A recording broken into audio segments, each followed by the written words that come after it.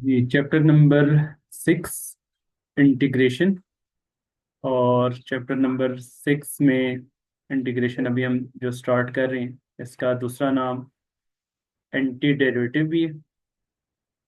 इसके दो बिल्कुल बेसिक रूल हैं जो कि पूरी चैप्टर में आपको हेल्प करेंगे। उसमें पहला रूल है पावर रूल। पावर रूल ये है, इसका पावर रूल डेरिवेटिव्स के पावर रूल से डिफरेंट है। इसका पावर रूल ये है कि हमारे पास कोई भी फंक्शन है और उसकी कोई कांस्टेंट पावर है, और पावर की बेस का अगर साथ डेरिवेटिव मौजूद है।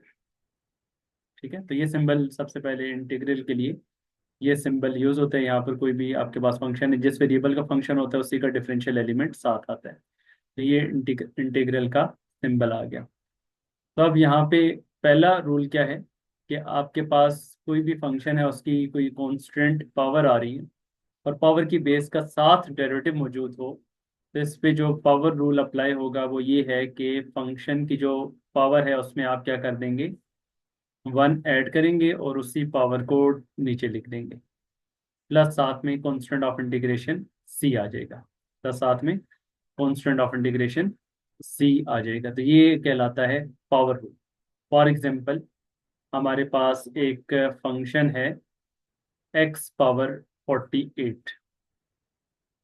अब ये जो एक्स पावर 48 है, इसमें अगर हम देखें तो जो बेस है, बेस हमारे पास एक्स आ रही है। तो एक्स का with respect to x derivative क्या होता है, 1। वो साथ में मौजूद है। तो जब आपके पास पावर की बेस का साथ डेरिवेटिव मौजूद है, then we can apply power rule. तो आप इस पे पावर रूल अप्लाई कर लेंगे, पावर में 1 ऐड कर लेंगे और वही पावर डिनोमिनेटर में लिखेंगे, प्लस साथ में कांस्टेंट ऑफ इंटीग्रेशन सी आ जाएगा। तो ये आंसर हमारा आ गया x power 49/49 plus constant of integration C. तो ये एंटी डेरिवेटिव क्यों कहलाते हैं, क्योंकि अब जब आप इसका डेरिवेटिव लेंगे तो इसका डेरिवेटिव क्या बनेगा, इसका डेरिवेटिव बनेगा 1/49 को तो बाहर लिखेंगे, एक्स पावर 49 का डेरिवेटिव होगा 49 स्टार्ट में और पावर में से 1 माइनस जो डेरिवेटिव का पावर रूल था, प्लस कांस्टेंट का डेरिवेटिव 0 और बेस का डेरिवेटिव इधर क्या आ गया 1। तो 49 49 से कैंसिल हो जाएगा, तो एक्स पावर 48। तो इसको जब आपने डिफ्रेंशिएट किया तो वापस वही फंक्शन आ गया जिसका आप इंटीग्रल फाइंड कर रहे थे। तो that's why this is called anti derivative. और साथ में सी क्यों ऐड करते हैं, सी कोई भी कांस्टेंट है जिसका डेरिवेटिव 0 हो गया। जैसे कि यहाँ पर सी का डेरिवेटिव आपने 0 कर लिया। अब लेट्स सपोज हमारे पास एक फंक्शन है एक्स पावर 48। ठीक है, एक्स पावर 48 हमारे पास एक फंक्शन है, या एक्स पावर 49/49 एक हमारे पास फंक्शन आ गया। चलिए एक्स पावर 48 से कर लेते हैं। तो एक्स पावर 48 एक हमारे पास फंक्शन एक्स पावर 48 प्लस 7। ठीक है, और इसी तरीके से एक फंक्शन है हमारे पास एक्स पावर 48 प्लस 3।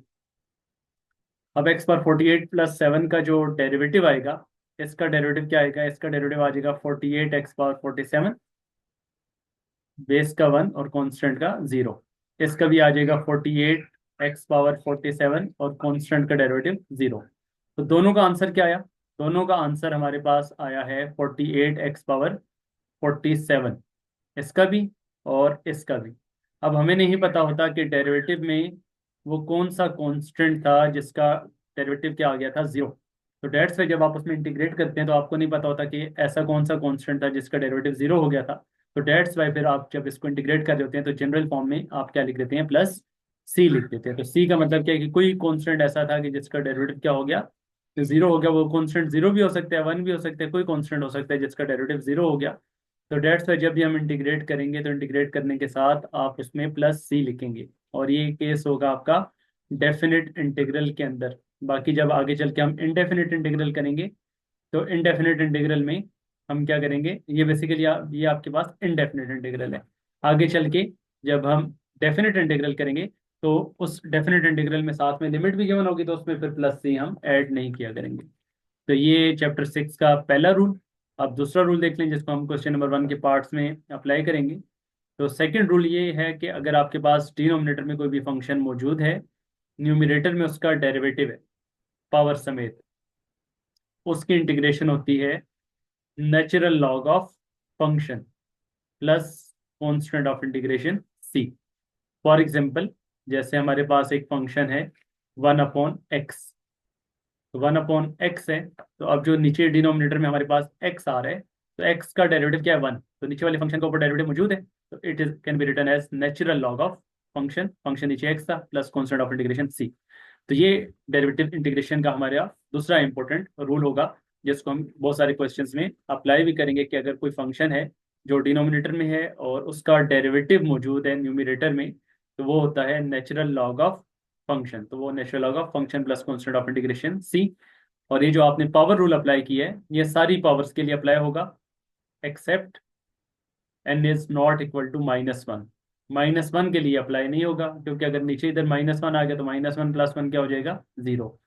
और एनीथिंग पावर 0 क्या होता है, एनी एनी एनीथिंग अपॉन 0 क्या होता है, अनडिफाइंड। तो ये n इक्वल टू -1 के लिए एप्लीकेबल नहीं होगा, बाकी सारी की सारी पावर्स चाहे वो पॉजिटिव है नेगेटिव है फ्रैक्शन फॉर्म में, उनके लिए एप्लीकेबल होगा। तो इन दो रूल्स को हम चैप्टर नंबर 6 के बहुत सारे क्वेश्चंस में अप्लाई करेंगे। और देन फिर अभी हम एक्सरसाइज 6.1 नेक्स्ट उसमें स्टार्ट करेंगे।